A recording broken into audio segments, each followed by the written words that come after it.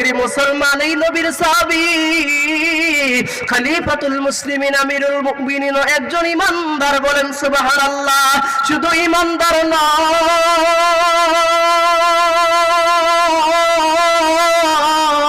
এর বাবাজি রে, দুনিয়ার জমিনে আমার আল্লাহ খুশি হয়ে তাকে দুনিয়ার মধ্যে জান্নাতের সার্টিফিকেটের সুসংবাদ দিয়েছে, সার্টিফিকেট দিয়েছে, বলেন সুবহানাল্লাহ।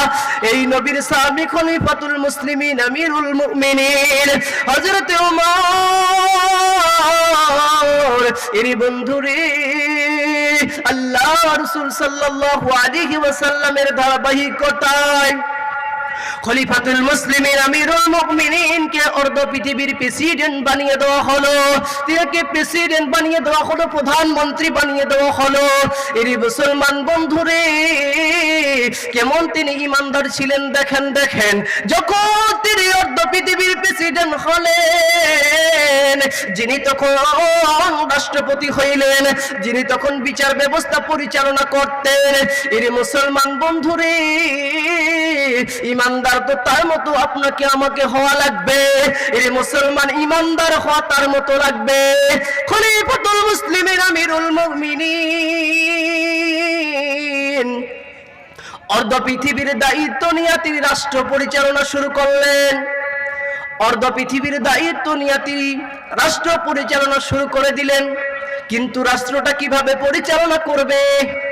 সর্বপ্রথম রাষ্ট্র পরিচালনা যখন করতে গেল, সর্বপ্রথম তিনি আল্লাহর কোরআনকে পার্লামেন্টে হাতে নিল, বলেন আল্লাহু আকবার। সর্বপ্রথম কি হাতের মধ্যে নিলেন জোরে বলেন? কি হাতের মধ্যে নিল জোরে বলেন? আজকে যদি আমরা বলি দেশ পরিচালনা করার জন্য কোরআন পার্লামেন্টে নিতে চাই, তখন কিছু নেতার গা জ্বলে উঠে বলে কোরআন দিয়ে দেশ পরিচালনা করতে হবে, এমন কোনো কথা নাই। কথা বলেন ঠিক কিনা?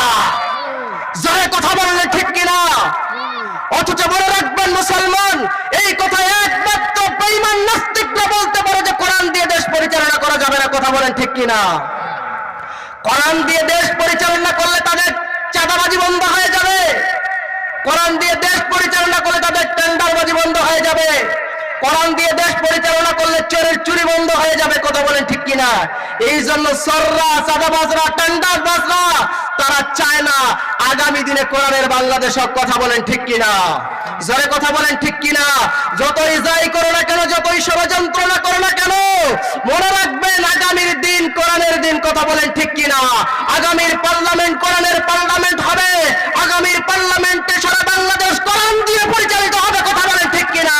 কোন নাস্তিকদের ক্ষমতা নেই আর বাংলার জমিনে কোরআনের পার্লামেন্ট করতে বাধা দিবে আর কোন ষড়যন্ত্র করবে। কথা বলেন ঠিক কিনা? মেসেজ স্পষ্ট, জীবন বাজি দিয়ে হলো আলা লাহুল খালকু ওয়াল আমর, সৃষ্টি যার, আইন চলবে বাংলার জমিনে তার। কথা বলে ঠিক কিনা? এই কথা আমার আল্লাহর, এটা আমার মুখের কথা না, এটা কোরআনের কথা। আলা লাহুল খালকু ওয়াল আমর, সৃষ্টি যার, আইন চলবে তার। আপনাকে আমাকে সৃষ্টি করেছেন কে বলেন? যারা বলেন কে করেছেন? এখন আইন কার মানবেন বলেন? যদি আমার এই আয়াতকে যদি কেউ রাজনীতি মনে করে, তাহলে মনে রাখবেন আপনি কোরআনের আয়াতকে অস্বীকার করলেন, আপনি টাটকা মুনাফিক কাফের। কথা বলেন ঠিক কিনা? যারা কথা বলেন, সৃষ্টি যার, আইন চলবে তার। মনে রাখবেন আল্লাহর সঙ্গে পাল্লা দিয়ে বেশি দিন টিকা যায় না। কথা বলেন ঠিক কিনা? যায়। ইন্না বাদশা রাব্বিকা লাশাদীদ, আল্লাহ যখন ধরে, ধরার মতো ধরে আর ছাড়ে না। কথা বলেন ঠিক কিনা? আল্লাহ ধরে আর ধরলে আল্লাহ ছাড়ে না। কথা বলেন ঠিক কিনা? কারণ আল্লাহর মায়ের এমন মায়ের, এই মার সবাই সহ্য করতে পারে না। কথা বলেন ঠিক কিনা? লিল্লাহি রাব্বিল আলামিন। দিনাজপুর জেলা বিরল থানার অন্তর্গত বসন্তপুর মোল্লাপাড়া পুরাতন জামে মসজিদের উদ্যোগে তৃতীয় বার্ষিক তাফসীরুল কোরআন মাহফিলের সম্মানিত সভাপতি, আজকের তাফসীরুল কোরআন মাহফিলের সম্মানিত সহ সভাপতি, আজকের মাহফিলের প্রধান অতিথি, বিশেষ অতিথি আমার পূর্বে আলোচনা রেখেছেন এবং আমার সামনে উপস্থিত দিনদার, ইমানদার, পরহেজগার মুসলমান ভাইরা, জাতির বিবেক সাংবাদিক বন্ধুগণ,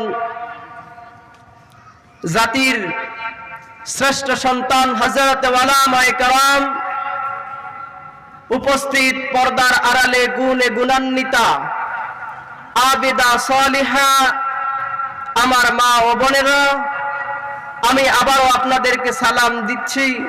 আসসালামু আলাইকুম ওয়া রাহমাতুল্লাহি ওয়া বারাকাতুহু।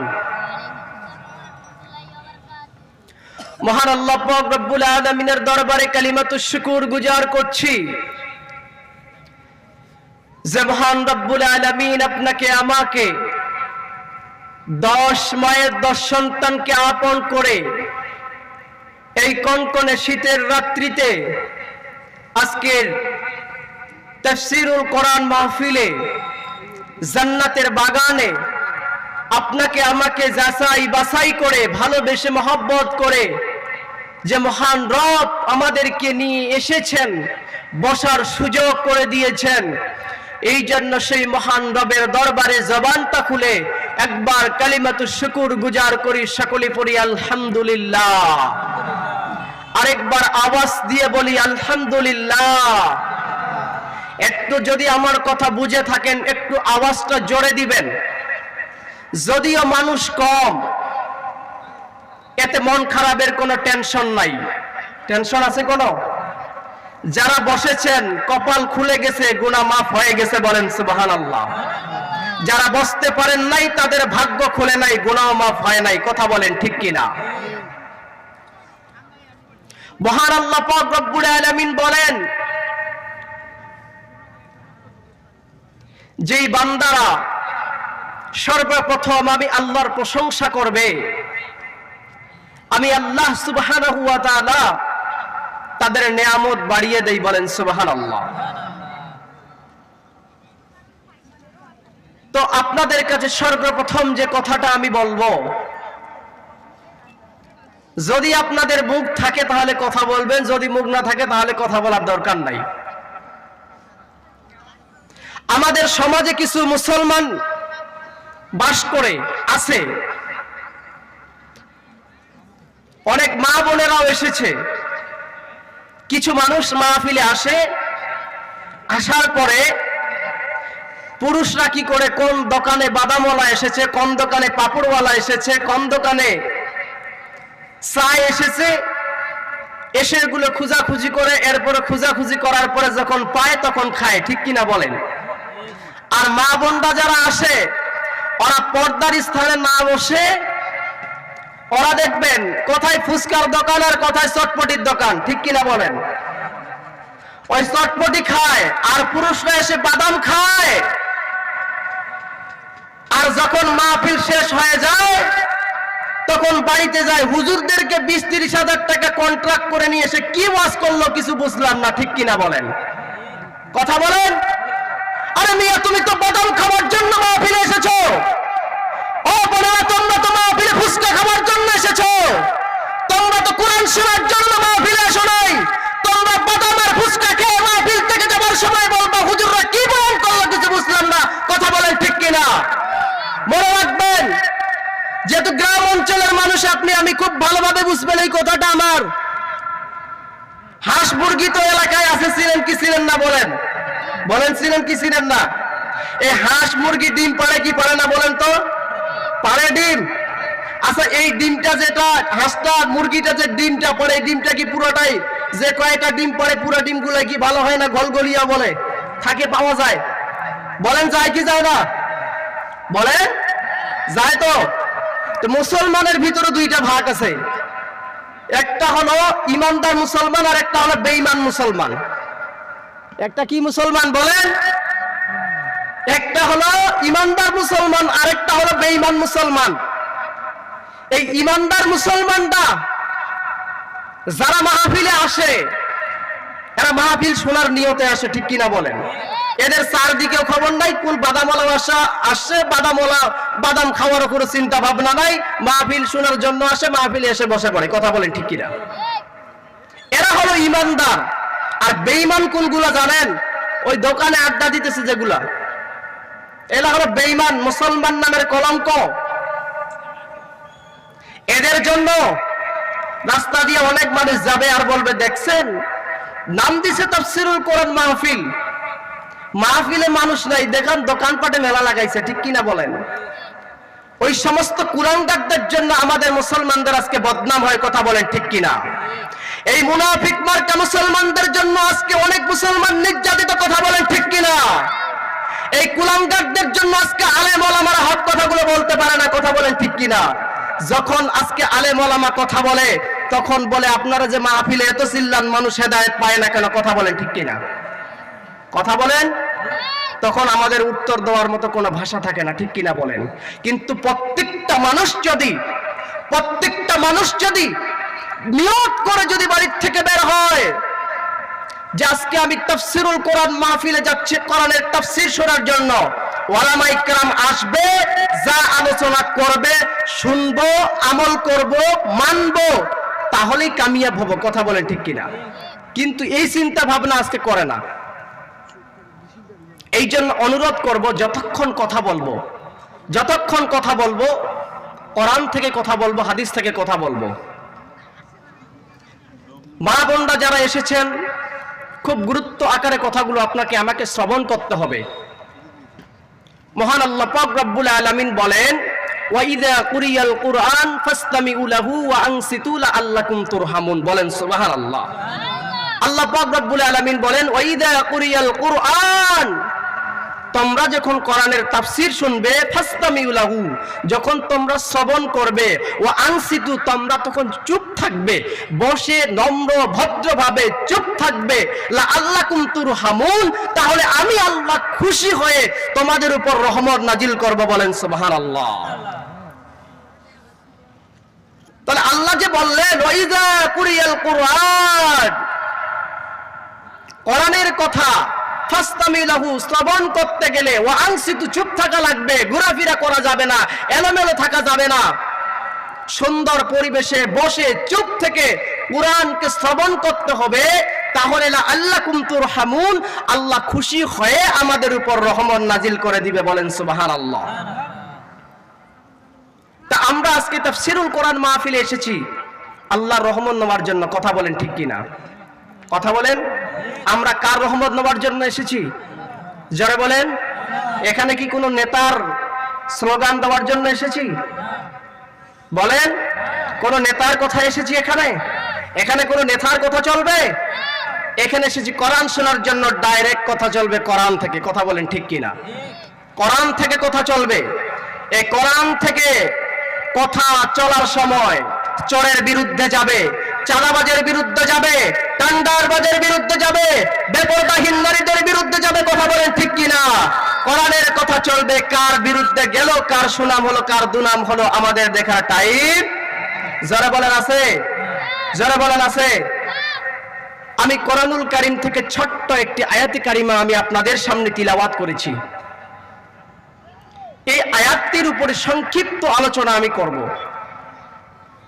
মহান আল্লাহ পাক রব্বুল আলামিন কোরআনুল কারীমের মধ্যে বলেন, ইয়া আইয়ুহাল্লাযীনা আমানুত্তাকুল্লাহ হাক্কা তুকাতিহি ওয়া লা তামুতুন্না ইল্লা ওয়া আনতুম মুসলিমুন। বলেন আল্লাহু আকবার।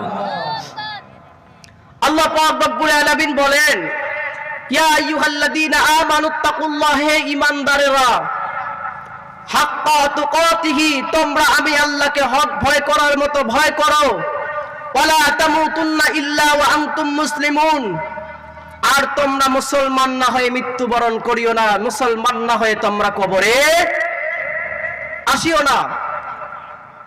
তাহলে এখন আপনাদের কাছে আমার প্রশ্ন, আপনি আমি কোন ঘরের সন্তান বলেন তো? কোন ঘরের সন্তান? মুসলমানের ঘরের সন্তান। ঠিক কিনা বলেন? কারণ কেন? আমার বাবাও মুসলমান, আমার মাও মুসলমান, আমার দাদাও মুসলমান, আমার দাদিও মুসলমান, সেই সূত্রে আমিও নিজেকে দাবি করি মুসলমান। কথা বলেন ঠিক কিনা? কিন্তু সেই সূত্রে যদি আপনি আমি নিজেকে মুসলমান দাবি করি, তাহলে আল্লাহ কেন এই আয়াতের মধ্যে বললেন ইয়া আইয়ুহাল্লাযীনা আমানুত্তাকুল্লাহ, হে ঈমানদারেরা তোমরা আমি আল্লাহকে হক ভয় করার মতো ভয় করো, হাক্কা তুকাতিহি, হক ভয় করার মতো ভয় করো, ওয়ালা তামুতুন্না ইল্লা ওয়া আনতুম মুসলিমুন, তোমরা মুসলমান না হয়ে কবরে আসিও না। তোমরা মুসলমান না হয়ে কোথায় আসিও না? কোথায় আসিও না বলেন? কবরে যাব না এই গ্যারান্টি কেউ দিতে পারবেন যে হুজুর আমি কবরে যাব না? দিতে পারবেন এই গ্যারান্টি? এই দুনিয়াতে যারা এসেছি কেউ বলতে পারবেন যে আমি বেঁচে থাকবো? বলেন পারবো? কেউ বেঁচে থাকতে পারবো না। কিন্তু আল্লাহ বললেন হে ঈমানদারেরা তোমরা আমি আল্লাহকে হক ভয় করার মতো ভয় করো, আর মুসলমান না হয়ে তোমরা মৃত্যুবরণ করিও না। তাহলে বোঝা যায় ঈমানদার অত সহজ নয়। কথা বলেন ঠিক কিনা? মুসলমানের ঘরে জন্ম নিলে মুসলমান হওয়া যায় না, মুসলমানের ঘরে জন্ম নিলে নিজেকে মুসলিম দাবি করা যায় না, বাবা মুসলমান হলে সন্তান মুসলমান এই দাবি করা যায় না। কথা বলেন ঠিক কিনা? মুসলমান যদি আপনি আমি হতে চাই, যদি নিজেকে ঈমানদার আপনি আমি দাবি করতে চাই, তাহলে সর্বপ্রথম আপনাকে আমাকে আল্লাহ পাক রব্বুল আলামিন দুইটা জিনিসের অর্ডার দিয়েছে। এই দুইটা জিনিসদেরকে তোমাকে ইসলামের ভিতরে ঢুকতে গেলে দুইটা জিনিস তোমাকে মেনে নিতে হবে। জোরে বলেন কয়টা? জোরে বলেন কয়টা? মহান আল্লাহ পাক রব্বুল আলামিন বলেন قد جاءكم برهان من ربكم وأنزلنا إليكم نورا মুবিনা। আল্লাহু আকবার। এক নম্বরে হলো قد جاءكم برهان من ربكم, এক নম্বরে হলো আমার বুরহান নামক নবী, আর দুই নম্বর হলো নূর নামক কোরআন। জোরে বলেন সুবহানাল্লাহ। ও দুনিয়ার মুসলমান ঈমানদার আল্লাহর গোলাম পর্দারের মা বোনেরা ভালো করে শোনো। ওই মুসলমান আমার আল্লাহ পাক রব্বুল আলামিন কি বলে শোনো শোনো শোনো। তোমরা যদি মুসলমান হতে চাও, এক নম্বরে হলো قد جاءكم برهان من ربكم, এক নম্বরে হলো আগে আমার নবীকে আল্লাহ নাজিল করেছেন, আমার নবীকে পাঠাইছেন, কারণ এই নবীর সুন্নাহ সর্বপ্রথম আপনাকে আমাকে গ্রহণ করে নেওয়া লাগবে আপনার আমার জীবনে। কথা বলেন ঠিক কিনা? দুই নম্বরে হলো এই পৃথিবীতে যা প্রয়োজন সব কিছু কিভাবে করব আল্লাহ নূর নামক কোরআনে দিয়ে দিয়েছে। কথা বলেন ঠিক কিনা? এই জন্য সব কিছু যদি আপনি আমি খুঁজতে চাই, তাহলে আপনাকে আমাকে সর্বপ্রথম নবীকে আমাদেরকে মেনে নিতে হবে। ঈমানদার হতে গেলে আগে নবীর সুন্নাতকে মেনে নেওয়া লাগবে, আর দুই নম্বরে ঈমানদার হতে গেলে আমাদেরকে কোরআনকে নিতে হবে। কথা বলেন ঠিক কিনা? কারণ আল্লাহ পাক রব্বুল আলামিন ডাক দিয়া বলে ও বান্দা শোনো, যদি ঈমানদার হতে চাও তাহলে আমার নবীর সুন্নাত তোমার ভিতরে প্রয়োজন আছে, আমার দুই নম্বরে কোরআন তোমাদেরকে সাথে নেওয়া লাগবে। কেন? তুমি ঈমানদার কেমনে হবা? তুমি কেমনে ঈমানদার হবা বান্দা? বলো বলো বলো, কেমনে ঈমানদার হবা? কারণ একজন মানুষ ঈমানদার হতে গেলে তাকে কোরআনে ঢুকতে হবে। কথা বলেন ঠিক কিনা? ঈমানদার কেমনে হবে রে মুসলমান? আল্লাহ পাক রব্বুল আলামিন যেই কাজগুলোকে নিষেধ করেছে, যেই কাজগুলোর নাম হলো গুনাহ, ওই কাজগুলো জীবন থেকে আমাদেরকে বাদ দিতে হবে, আমাদেরকে ওই জীবনটা বাদ দিতে হবে। আর যেই কাজগুলো করার কথা আল্লাহ এবং আল্লাহর রাসূল বলে গিয়েছে, ওই কাজগুলো আমাদেরকে মেনে নিতে হবে। ও দুনিয়ার মুসলমান ঈমানদার আল্লাহর গোলাম, এক নম্বরে কোন মানুষ ঈমানদার হতে গেলে নবীর সুন্নাত আমাদের শরীরে সেটিং করতে হবে, আর দুই নম্বরে কোরআনুল কারীমের ভিতরে আমাদেরকে ঢুকতে হবে। কথা বলেন ঠিক কিনা? কারণ কোরআন এমন একটি কিতাব, এই কোরআনের ভিতরে কোনো সন্দেহ নাই, কোনো ভুল নাই। কথা বলেন ঠিক কিনা? এরকম একটি কিতাব আমার আল্লাহ পাক রব্বুল আলামিন নাজিল করে দিয়েছেন।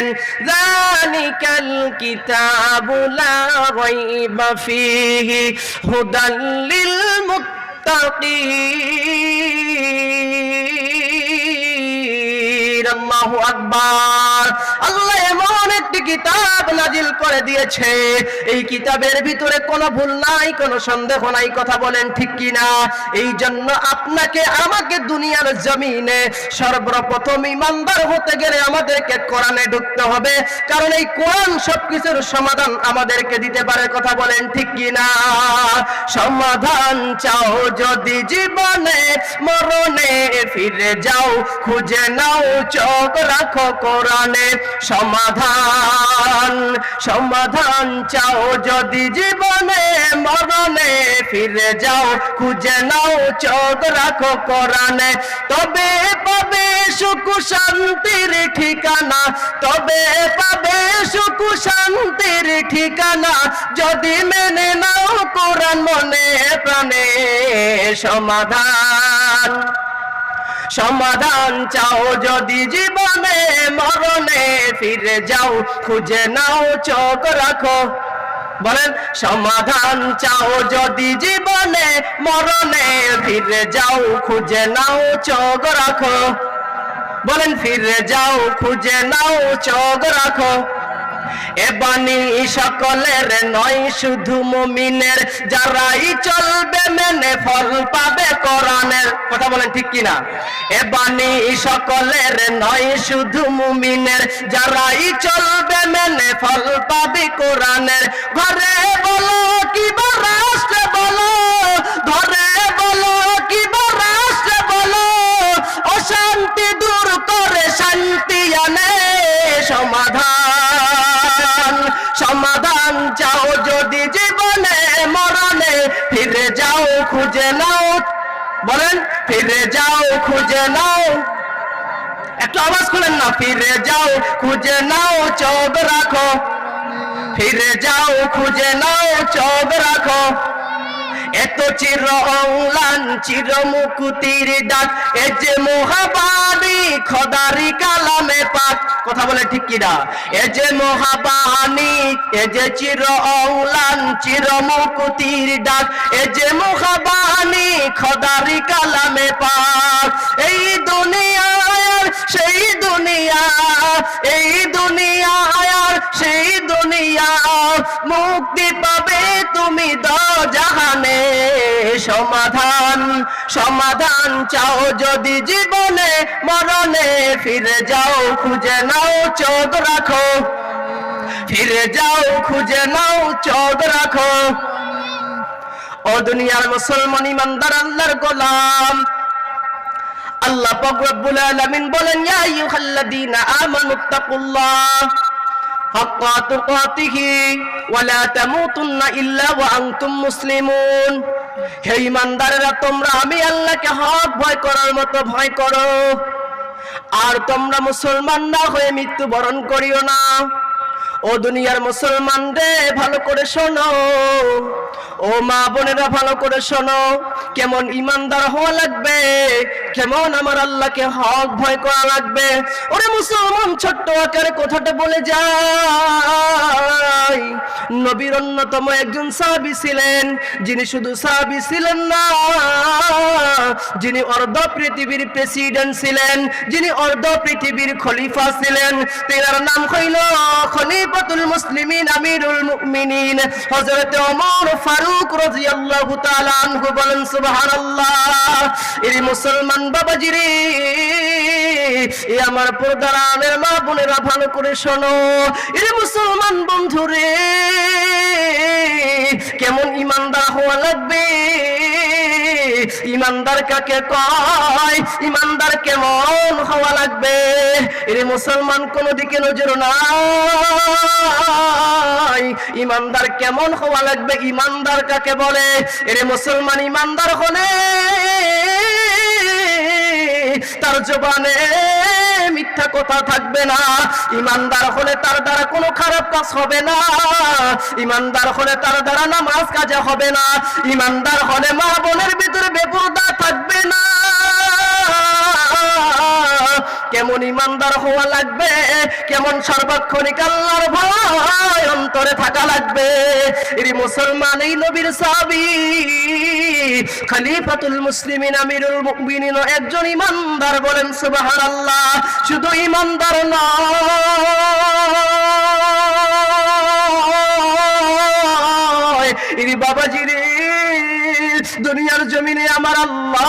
খুশি হয়ে তাকে দুনিয়ার মধ্যে জান্নাতের সার্টিফিকেটের সুসংবাদ দিয়েছে, সার্টিফিকেট দিয়েছে। বলেন সুবহানাল্লাহ। এই নবীর সাহাবী খলিফাতুল মুসলিমিন আমিরুল মুমিনিন হযরত ওমর এরই বন্ধুরে আল্লাহ রাসূল সাল্লাল্লাহু আলাইহি ওয়াসাল্লামের ধারাবাহিকতায় খলিফাতুল মুসলিমিন আমিরুল মুমিনিন কে অর্ধ পৃথিবীর প্রেসিডেন্ট বানিয়ে দেওয়া হলো, তাকে প্রেসিডেন্ট বানিয়ে দেওয়া হলো, প্রধানমন্ত্রী বানিয়ে দেওয়া হলো।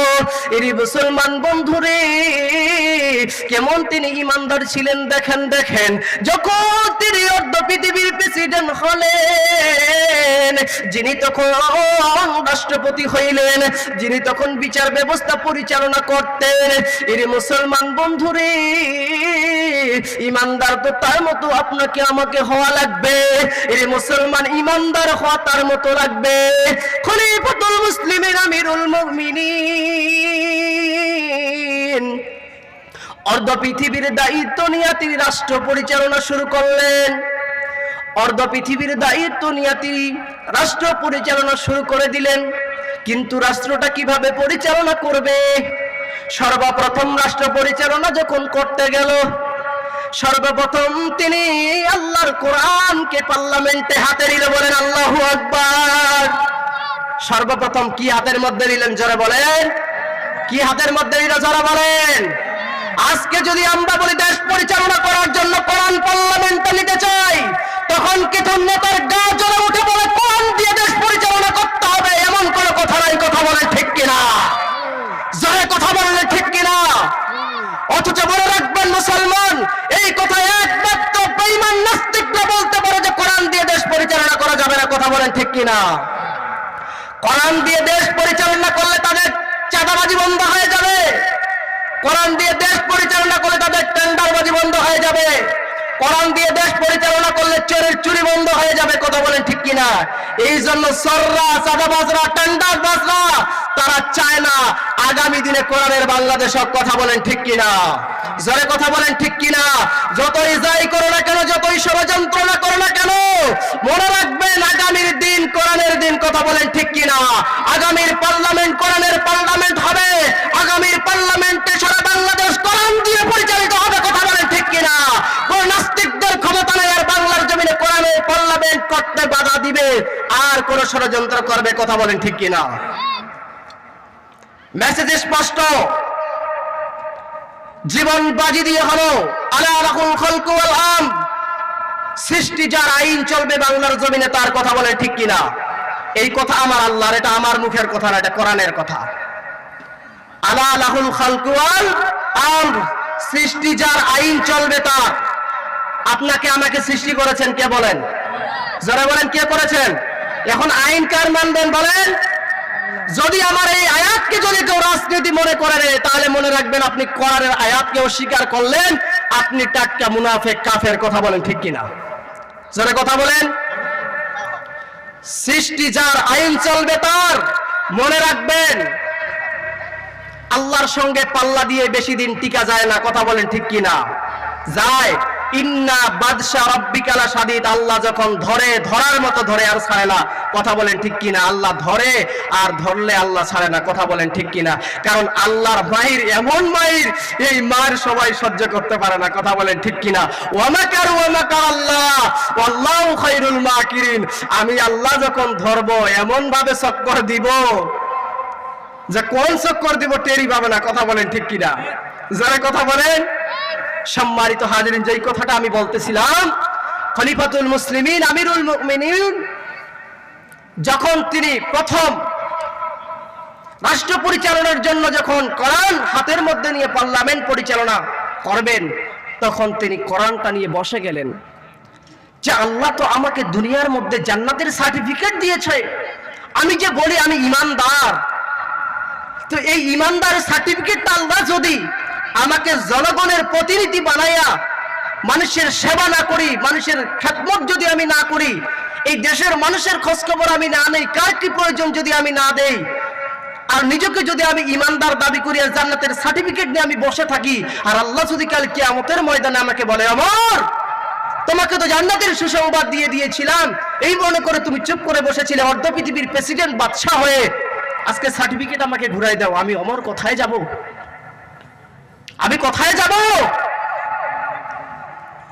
নেতা কেমন হওয়া লাগবে আর ইমানদার কেমন হওয়া লাগবে, আজকে আলোচনার বিষয় হলো এটা। ভালো করে শোনেন। আর আজকে তো আমাদের এলাকায় মেম্বার চেয়ারম্যানের কাছে যাওয়া যায় না, কথা বলেন ঠিক কিনা? পারমিশন নেওয়ার জন্য বারান্দায় দাঁড়িয়ে থাকা লাগে। আর অর্ধ পৃথিবীর প্রেসিডেন্ট, অর্ধ পৃথিবীর খলিফা, খলিফাতুল মুসলিমিন, আমিরুল মুমিনিন হযরত ওমর রাদিয়াল্লাহু তাআলা আনহু কেমন নেতা ছিলেন আর কেমন ইমানদার ছিলেন। দুনিয়ার মুসলমান বন্ধুরে, ও আমার বাবা ভাইরা, ও আমার পর্দার আড়ালের মা বোনেরা, ভালো করে শোনো। সংক্ষিপ্ত আকারে আমি কথাটা বলে যাই, কেমন ইমানদার হওয়া লাগবে। ওমর কেমন ইমানদার ছিল।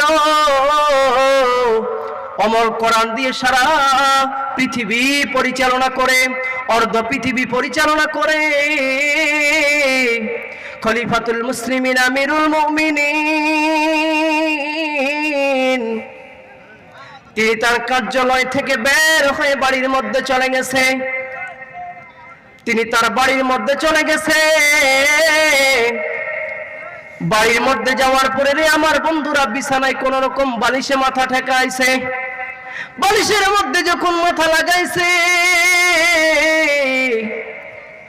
হঠাৎ করে ওমরের মনে প্রশ্ন জেগে উঠল, আমি তো অর্ধ পৃথিবীর প্রেসিডেন্ট, আমি তো অর্ধ পৃথিবীর বাদশা, আমি তো বড় নিজেকে ইমানদার দাবি করি। আমি আল্লাহ তো আমাকে জান্নাতের সার্টিফিকেট দিয়েছে, আল্লাহ তো আমাকে জনগণের খাদেম বানাইছে। এই রাতের মধ্যে কোন মানুষ অনাহারে আছে, কোন মানুষ বিপদে আছে, কে কোন অসুবিধার মধ্যে আছে, আমি ওমর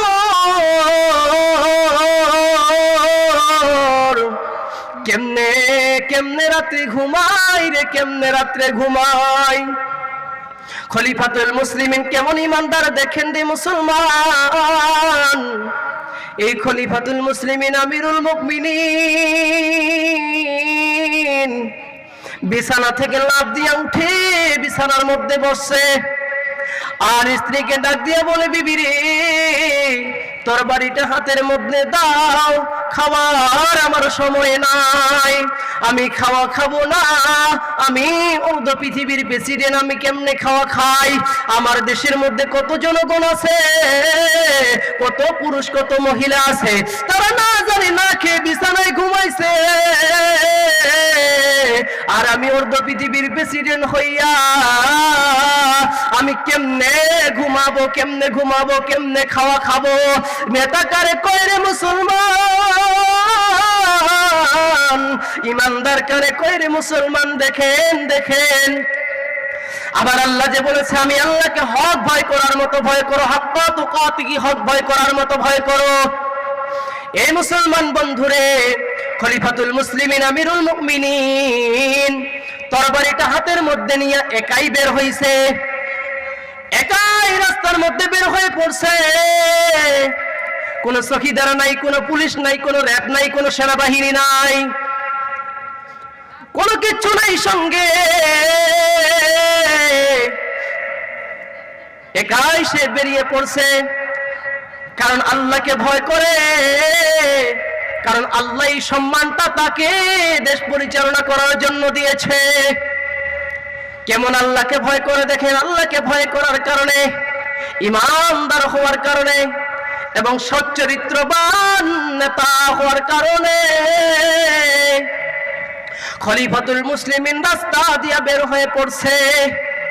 রাস্তা দিয়া যখন বের হয়ে পড়ছে, অনেকগুলো গ্রাম সে ঘুরতেছে ঘুরতেছে ঘুরতেছে ঘুরতেছে, একটা নয়, দুইটা নয়, অনেকগুলো গ্রাম সে ঘুরলো। অনেকগুলো গ্রাম ঘুরতে ঘুরতে ঘুরতে ঘুরতে দেখে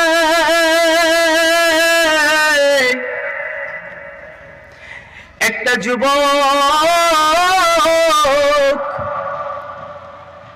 মাটির মধ্যে হামাগুড়ি দিয়া চিল্লাইতেছে আর কাঁদতেছে, ও মালিক আসমানের আল্লাহ, আমার স্ত্রী গর্ভবতী, আমার স্ত্রীর প্রসবে ব্যথা বেদনা শুরু হয়ে গেছে। ওগো আল্লাহ, আমি কি করব? আমি তো গরিব মানুষ, আমার তো টাকা নাই, কোথায় নিয়ে যাব, কি করব? আমার তো কোনো মাথায় আসতেছে না। আল্লাহর বান্দা যুবক কান্না করে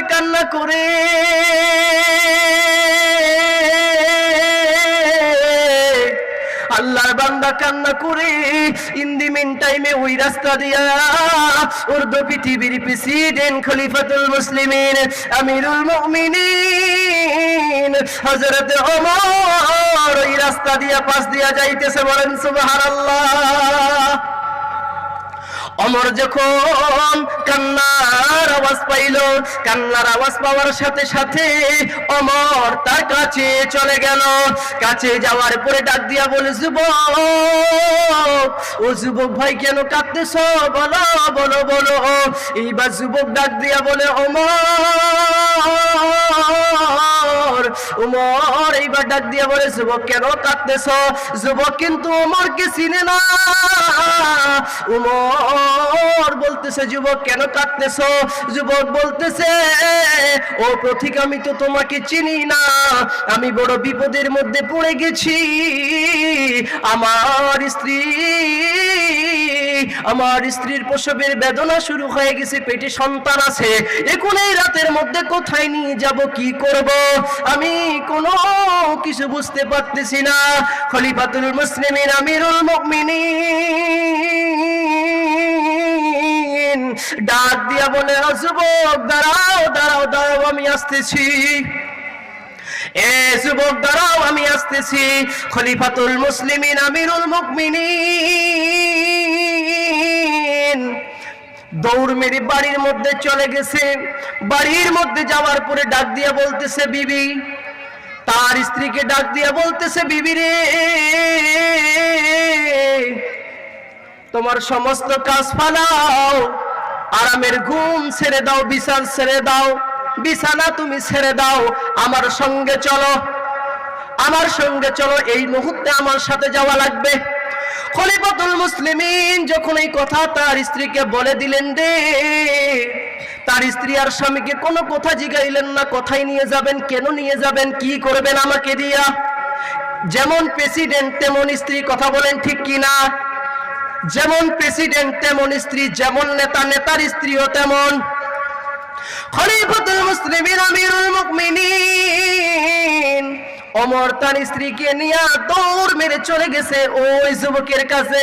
যাওয়ার পরে ডাক দিয়ে বলতেছে, যুবক রে, এই যে আমি ডক্টর নিয়ে এসেছি, এই যে আমি ডাক্তার নিয়ে এসেছি, তুমি যাও যাও যাও, এই মহিলাকে নিয়ে তোমার স্ত্রীর কাছে চলে যাও, তোমার স্ত্রীর কাছে চলে যাও।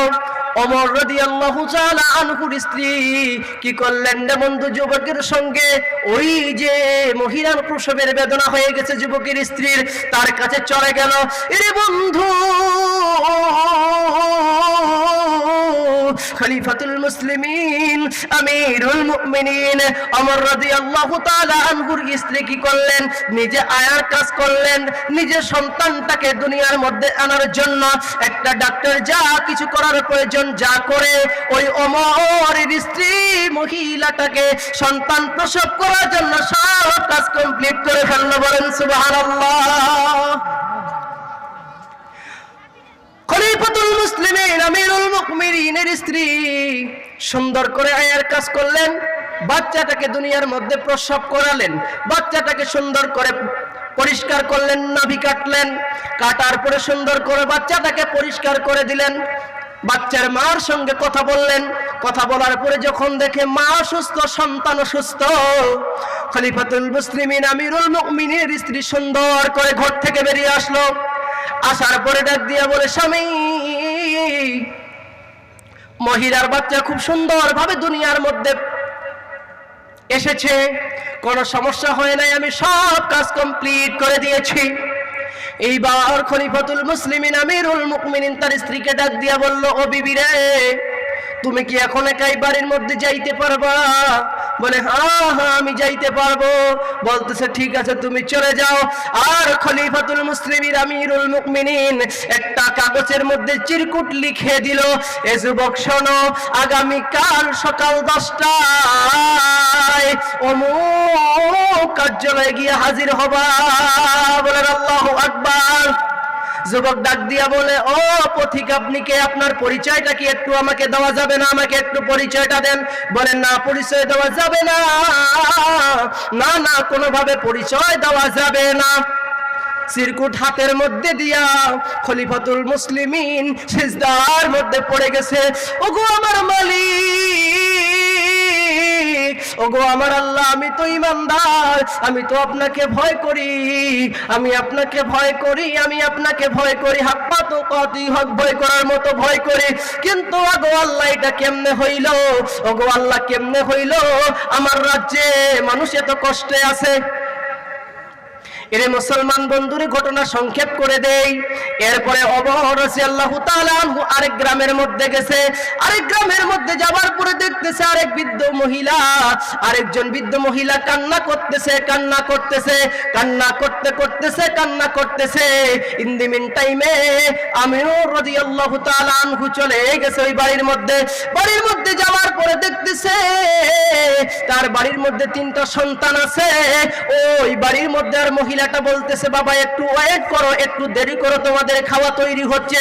এইভাবে অনেকক্ষণ ধরে বলতেছে, কিন্তু কোনো খাওয়া তৈরি হয় না। খলিফাতুল মুসলিমিন আমিরুল মুমিনিন দেখলেন অনেকক্ষণ দাঁড়িয়ে থাকলেন, খাওয়া হয় না, ব্যাপার কি? খলিফাতুল মুসলিমিন আমিরুল মুমিনিন দরজার মধ্যে নক করলেন। দরজার মধ্যে যখন নক করলেন, দরজা থেকে ভিতর থেকে আওয়াজ আসলো, কে? বলে আমি পথিক, আপনার বাড়িতে কি হয়েছে? আপনার সন্তানরা কেন কাঁদতেছে? বলতেছে, ও পথিক রে, শোনো শোনো শোনো, আজ 3 দিন ধরে আমার বাড়ির মধ্যে কোনো খাবার নাই, চুলায় আগুন জ্বলে নাই। বলে কি বলো বৃদ্ধা মহিলা, কি বলো? বলে আগা আমার বাড়িতে 3 দিন ধরে আগুন জ্বলে নাই। খলিফাতুল মুসলিমিন আমিরুল মুমিনিন তার রাজপ্রাসাদের মধ্যে আবার দৌড় মারছে, তার কার্যালয়ে দৌড় মারছে, বাড়ির মধ্যে গেছে। বাড়ির মধ্যে যাইয়া নিজে আটার বস্তা মাথার মধ্যে তুলে নিছে। আটার বস্তা মাথার মধ্যে তুলে নিয়ে ওই বৃদ্ধ মহিলার বাড়িতে চলে গেছে। মহিলার বাড়িতে যাওয়ার পরে বন্ধুরে ঘটনাটা সংক্ষেপ করে দিলাম, যেহেতু ভাই চলে এসেছেন। বৃদ্ধ মহিলার বাড়িতে আটার বস্তা দিয়ে দিল। বলতেছে, ও বন্দে, এই যে আটার বস্তা দিলাম, আমার সামনে রুটি বানাও, আমার সামনে রুটি তৈরি করো, আমার সামনে খাওয়া তৈরি করে তোমার সন্তানকে খাওয়াও। ও বন্ধুরে, ওমর আটা দেওয়ার সঙ্গে সঙ্গে বুড়ি আটা খমির করলো, খমির করার পরে রুটি তৈরি করলো, রুটি তৈরি করার পরে রুটিটা ভাজলো, ভাজার পরে সন্তানদেরকে খাওয়ালো। খাওয়া দাওয়া কমপ্লিট করায়া খলিফাতুল মুসলিমিন আমিরুল মুমিনিন চলে যাবে। ইন দি মিন টাইমে বলল, বোন আগামীকাল রাজপ্রাসাদে আমার সঙ্গে দেখা করবে। বলে আপনার পরিচয়? বলে আমার পরিচয় নেওয়া লাগবে না। খলিফাতুল মুসলিমিন আমিরুল মুমিনিন এই কথা বলে চলে গেলেন। অনেক লম্বা ঘটনা বন্ধু, সংক্ষেপ করে দিলাম। খলিফাতুল মুসলিমিন আমিরুল মুমিনিন চলে গেল। এরে বন্ধু, পুরো শহর ঘুরতে ঘুরতে সারা রাত কেটে গেল। ফজরের নামাজ পড়ে আবার এলাকায় একটু খোঁজ খবর নিয়ে, কেমন নেতার, কেমন আল্লাহকে ভয় করে। এরে মুসলমান বন্ধু, পরের দিন তিনি কি করছেন, তার কার্যালয়ের অফিসে তিনি চেয়ারের মধ্যে বসে আছে। ইন দি মিন টাইমে 10টা বেজে গেছে। 10টা যখন বেজে যায়, ওই যুবক আর ওই মহিলা ওমরের দরবারে হাজির। বলেন আল্লাহু আকবার। সমস্ত তার সিপাহীদেরকে ডাক দিয়া বলে, ও ভাইরা, এটা কি ওমরের দরবার? বলে হ্যাঁ, এটা ওমরের দরবার। বলে ওমর কি আছে? বলে হ্যাঁ ওমর আছে। বলে কোথায়? বলে ওই যে লোকটা দেখা যায় চেয়ারের মধ্যে বসে আছে, ওইটাই হলো আমাদের অর্ধ পৃথিবীর প্রেসিডেন্ট, আমাদের খলিফা, আমাদের বাদশা ওমর। বলেন সুবহানাল্লাহ। বলে তাই নাকি? বলে হ্যাঁ। বলে এই তো কালকে আমাদের বাড়িতে খোঁজ খবর নেওয়ার জন্য আমাদের বাড়িতে গিয়েছিল। এ মুসলমান, কেমন নেতা ছিলেন তিনি, কেমন ইমানদার ছিলেন তিনি, কেমন আল্লাহকে ভয় করেছিলেন তিনি। এর মতো ইমানদার আপনাকে আমাকে হতে হবে, এর মতো নেতা আপনাকে আমাকে হতে হবে, এর মতো আমার আল্লাহকে আমাদেরকে ভয় করতে হবে। এই ওমরের মতো যদি আমি ভয় করতে পারি, তাহলেই তো আমরা হক ভয় করার মতো ভয় আল্লাহকে করতে পারবো। আমার দ্বারা আর নামাজ কাজা হবে না, আমার দ্বারা রোজা কাজা হবে না, আমার দ্বারা বেপরদা হবে না, আমার দ্বারা মিথ্যা হবে না, আমার দ্বারা দুর্নীতি হবে না, আমার দ্বারা চাঁদাবাজ হবে না। কারণ আল্লাহর ভয় নিয়ে খাফুল্লাহ যার অন্তরে থাকবে, তার দ্বারা কখনো খারাপ কাজ হতে পারে না। আর যার দ্বারা খারাপ কাজ হতে পারে না, তাই আল্লাহকে ভয় করে ইল্লা ওয়া আনতুম মুসলিমুন, তাই মুসলমান হয়ে কবরের মধ্যে যাবে। বলেন সুবহানাল্লাহ। আল্লাহ তাআলা যেন আমাদেরকে আল্লাহকে ভয় করার মতো তৌফিক দান করেন। হক ভয় করার মতো যেন আল্লাহ আমাদেরকে ভয় করার তৌফিক দান করে। আর মুসলমান হয়ে যেন আমাদের সবাইকে আল্লাহ যেন কবরে যাওয়ার তৌফিক দান করে। সকলে বলেন আমিন। সময় সংক্ষিপ্তর কারণে অনেক লম্বা আলোচনা ছিল, আমি সংক্ষিপ্ত আকারে আপনাদেরকে বোঝানোর চেষ্টা করেছি ইমানদার কেমন হওয়া লাগবে, আল্লাহকে কেমন ভয় করা লাগবে, আর মুসলমান হয়ে আমাদেরকে কবরে যাওয়া লাগবে। যেই কথাগুলো বললাম, আল্লাহ যেন আমাকে সর্বপ্রথম, সেই সাথে আপনাদের সবাইকে, মা বোনদেরকে যেন আমার কথাগুলোর উপরে যেন আমল করার তৌফিক দান করে। সকলে বলেন আমিন। আখির দাওয়ানা আলহামদুলিল্লাহি রাব্বিল আলামিন। আসসালামু আলাইকুম।